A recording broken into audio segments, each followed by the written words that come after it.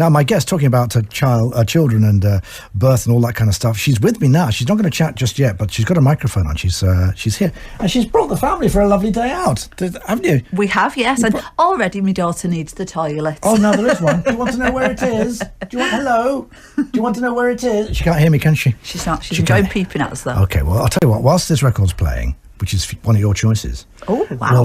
We'll find out where the loos are for little people.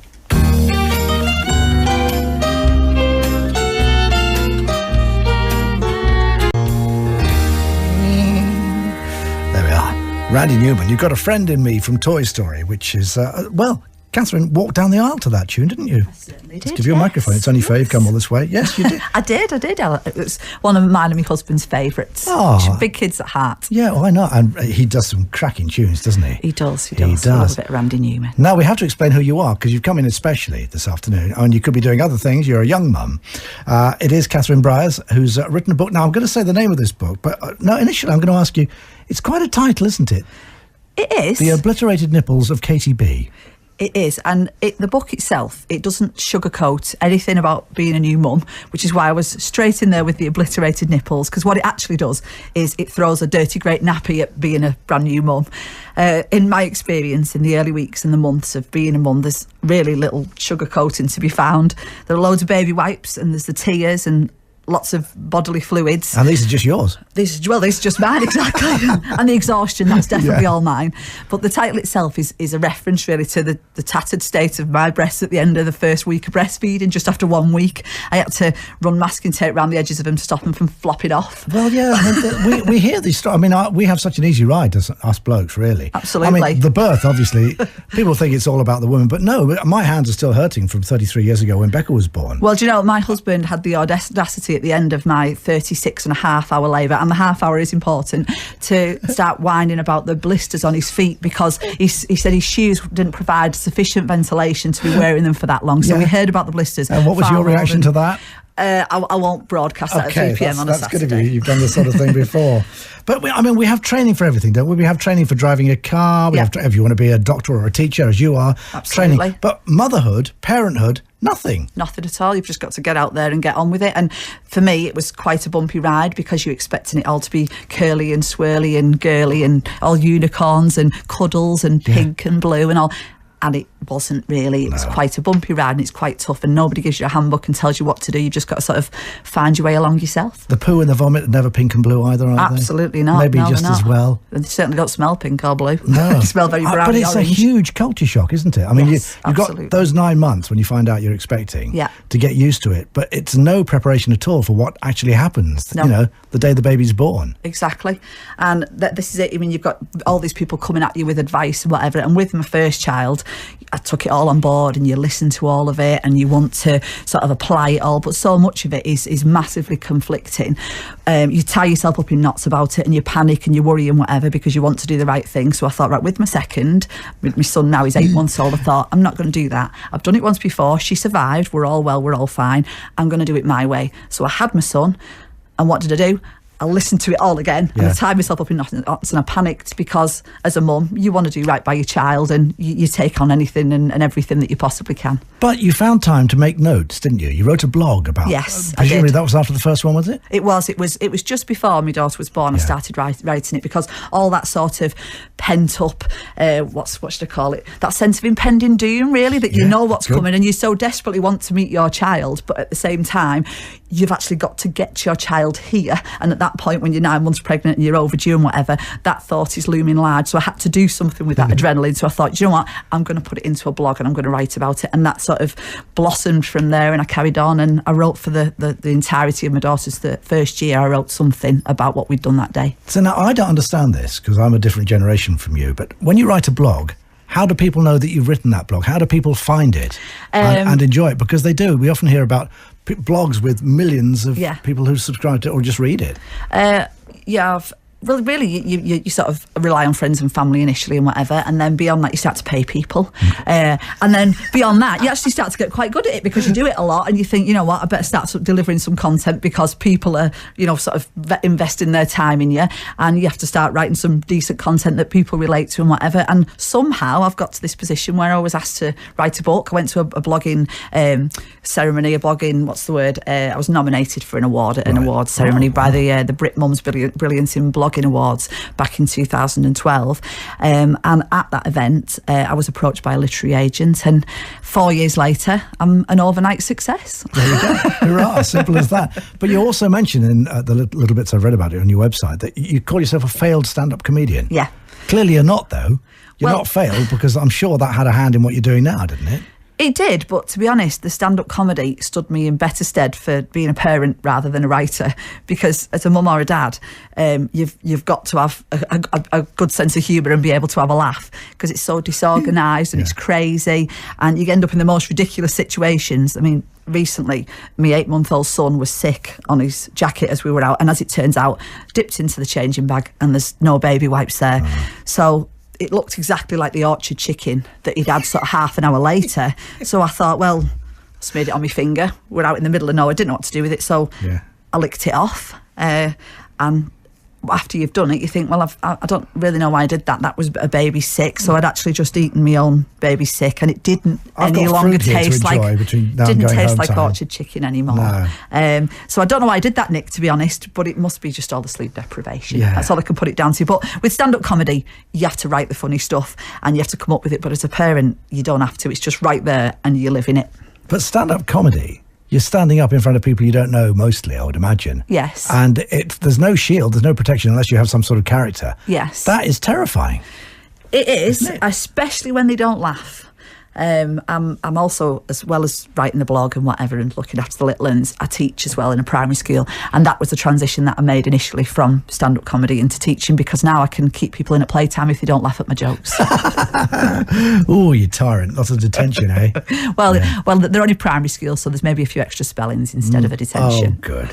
Now, one thing that intrigues me about women that have more than one child, why have more than one? Because it's clearly, it's not fun, is it? The actual giving birth part of the thing. It's not. But then you go and do it again after a couple of years. Well, exactly. But the thing is, you see, when I decided to have my son, my daughter was 3 years old, and so you've sort of got a bit more perspective then, and you've kind of forgotten about how incredibly difficult that first year is. And despite all the sort of the strain and the stains and whatever that are inflicted upon your life in that first year, you come out of it at the end of it with this fantastic little person that you've got this relationship with and whatever. And despite all of the little jokes and all the things that I say about that first year, which is incredibly difficult, you have this wonderful person at the end of it, and absolutely in a heartbeat, of course I've done it again. But that's it now. Let's just be clear. That is it now. There will be no more. I've done my bit. Yeah, I've heard that one before as well. Yeah. But I remember when my daughter came round to me and announced the fact that she was expecting, my face must have dropped, and I hope she didn't see it, because grandparenthood was something I really wasn't looking forward to. Really? I really wasn't. Oh, it sounds fantastic. Oh, well, no, I love it now. It's great now, but at the time I thought, I don't want to be a granddad. For goodness sake, granddad are old people. Well, look at me. Exactly. You're a vision of youth, Nick, a vision of youth. I've always liked you. You'll go far in this business. Yes, you will. But when you do have that first child, advice comes from all angles, doesn't it? Absolutely. And you have to filter it, because some of it's very good and very pertinent. Some of it's probably about 200 years out of date. Absolutely. But as I said, you want to take it all on board because you want the best for your child, and you end up in this situation where you've got all this conflicting information in your head. But you do take it all on board, and you end up at 2 a.m. thinking, well, if he's got a cold, he's supposed to prop up the mattress. But then I was told if you prop up the mattress, then it can cause him to suffocate because he might roll, and ultimately you do tie yourself in knots, but you muddle through and you get there in the end. I was thinking when Becca was due, when we found out, or when we thought that she might be on the way, you go down to the doctors with a urine sample, then you have to wait a week to find out if you are pregnant. Yeah. And then you've no idea if it's going to be a little boy or a little girl until the birthday. Yeah. Now, you don't actually go to the doctor with your sample. Exactly. You go and buy a kit, don't you? It was utterly underwhelming. When I went to the doctors initially when I was pregnant with my daughter 4 years ago, I went in and I'm thinking, what are they going to do? Are they going to be taking a blood sample? And the fact that I went in, I said, well, I've done a pregnancy test and I found out I'm pregnant. And they went, right, and as if to say, well, what do you want us to do about it? And you expect them to sort of either put your lie detector on you or get a fanfare out and a marching band or whatever, but they just sort of send you away. Tell you, oh really? Well, but which area of the NHS are you operating on? Manchester Because you don't. Road, Warrington. Oh, this is it. See, I'm St Helens and Knowsley. Oh, that's where we've made a mistake. Yeah. You have a little rest for a second because it's time for some travel news. Because I can see Katie B's there. Another Katie B. Oh, there you go. Katie Booth is here with our.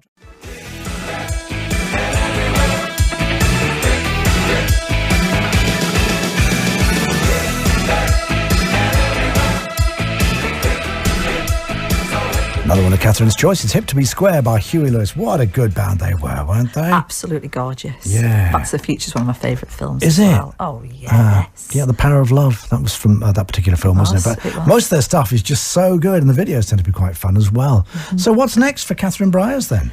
I'm still writing, but I'm also teaching, and I'm trying to look after an 8-month-old and a 4-year-old, and I'd like to be doing a lot more writing, but it's just a case, like it is for all mums, of spinning the plates and making everybody happy and trying to fit in tiny little windows for yourself. Have you consideed boarding school? Do you know what? You could get them off there, couldn't you? Then have some free time. They're having a nice time in here, actually. Can I leave them with you? Can I think about that? No, don't think about it. No, just say yes. We could take them. We wouldn't mind. You're probably not too far away from us. So then, as far as publishing goes, you're doing all that yourself at the moment. I am at the moment. Yes, I'm sort of that's another thing, sort of string to my bow, is to try and do things like this and get out there and let people know about the book. I've had some fantastic feedback so far and whatever.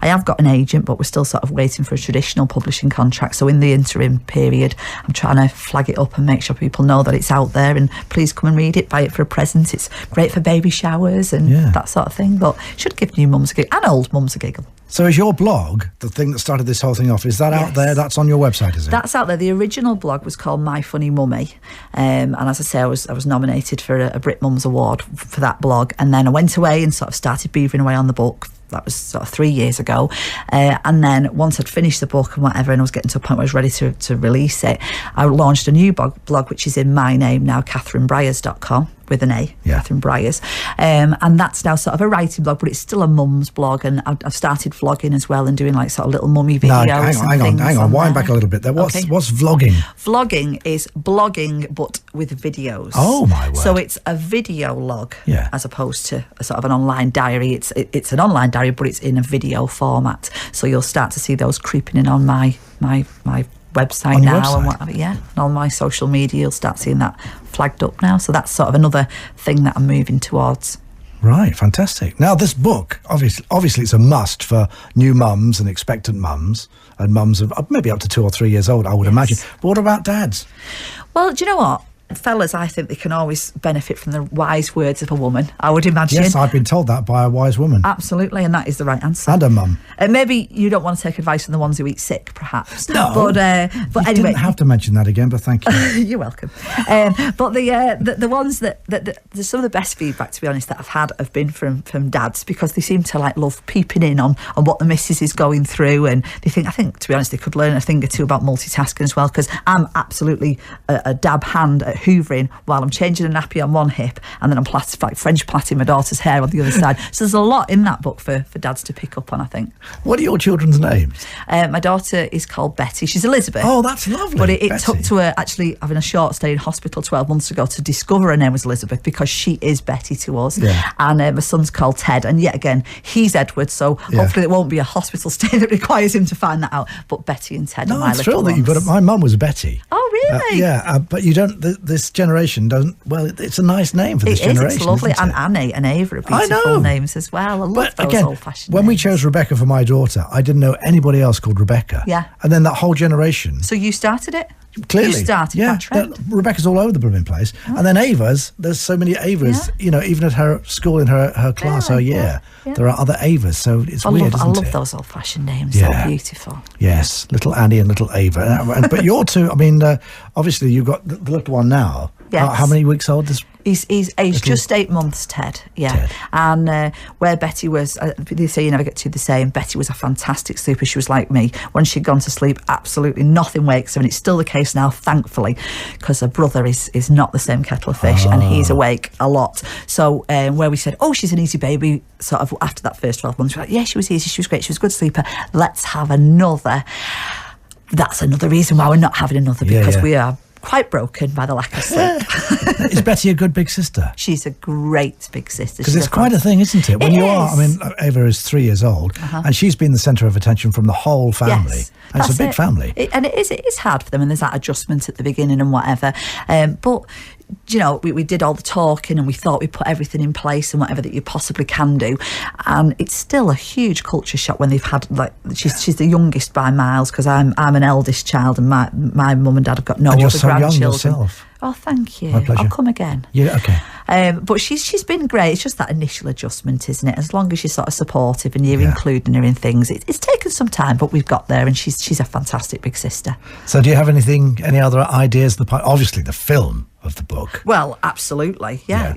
I mean, at the end of the day, I'm not picky who plays me. It can be Renée Zellweger or, you know, Sandra Bullock. I don't mind being a brunette for that one. But at the end of the day, if you suggested Sue Pollard to me, didn't you? I think Sue Pollard. I'm quite happy to go with Sue Pollard. She's Heidi High. I think was an absolute triumph in television circles. But yeah, at the end of the day, it's lovely. My number one job is being a mum, and I love working at school, and working with the children in a primary school setting is absolutely fantastic, and you get some wonderful little stories and wonderful little personalities in there as well.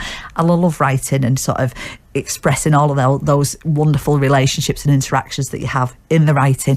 And who knows, it would be fantastic for there to be a film, but at this moment in time I'm just loving being a mum and sharing it with people and finding them relating to it and having a good old giggle at the daft things that I'm putting in my books and on my blog. Do you find yourself making notes, little funny things that happen all the time? I do, and as I say, because I'm sort of going down this vlogging route now, Paul Husband sort of turned into the cameraman, because when things are happening, I'm like, you know what, let's get this filmed now. So actually on the way in here, I'm gonna post it on my blog later, we got caught in the hailstorm, and then we couldn't find the entrance and stuff, so I've got a little short clip of us arriving here. So that's quite handy to sort of have your husband as your crew. He's great. Yeah. So if you want to see Catherine and husband caught in the hailstorm, absolutely, on the way here. What's the website? The website is www.catherinebriars.com.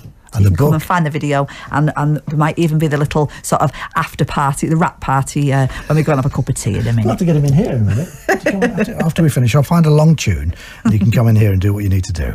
Right then, the book is called The Obliterated Nipples of KTB. KTB, that's the book, and it's you can get it through that well-known internet bookshop thing, can't you? And you named can after also a find South American river. Yes, and you can find it on my blog. There are lots of links on my blog, catherinebriars.com. Lovely.